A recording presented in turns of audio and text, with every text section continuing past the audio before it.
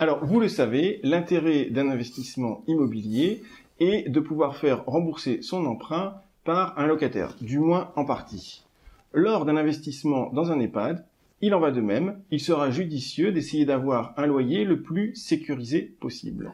Pour nous parler de cet aspect, nous accueillons Laurent Cohen, le spécialiste de l'investissement en EHPAD.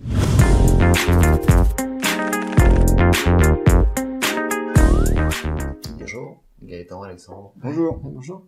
Alors, lors d'un investissement en EHPAD, tout investisseur cherchera finalement à équilibrer l'équation éternelle, à savoir le montant des mensualités et puis les loyers qu'il percevra. Laurent Cohen, quel est pour vous un loyer sécurisé ? Alors, un loyer sécurisé, c'est un loyer assorti avec un bail commercial et une obligation de résultat. Pas une obligation de moyen, mais une obligation de résultat, notamment lors d'un investissement en EHPAD.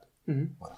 L'un des points clés lors de cet investissement, c'est bien comprendre que le loyer qui va être versé dépendra en fait de la situation géographique de l'EHPAD.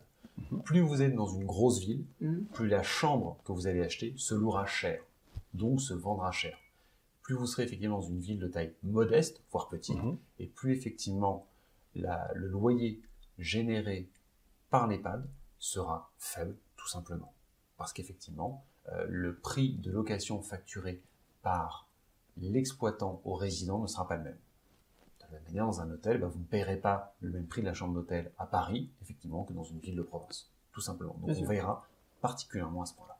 Donc, si on vous suit, pour optimiser finalement la rentabilité de son investissement, il faut veiller à bien acheter.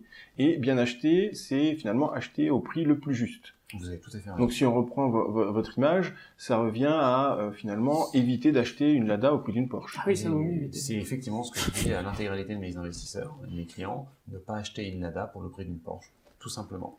En réalité, l'une des problématiques soulevées d'un investissement en EHPAD, c'est de bien contrôler le ratio entre le loyer versé et le chiffre d'affaires. Le taux de remplissage sera quasiment tout le temps le même. Petit EHPAD, petit prix dans un EHPAD, dans une petite ville, ou gros prix dans un EHPAD dans une grosse ville. Le taux de remplissage en France est 97 à 97,5% aujourd'hui en France, donc c'est plein de problématiques.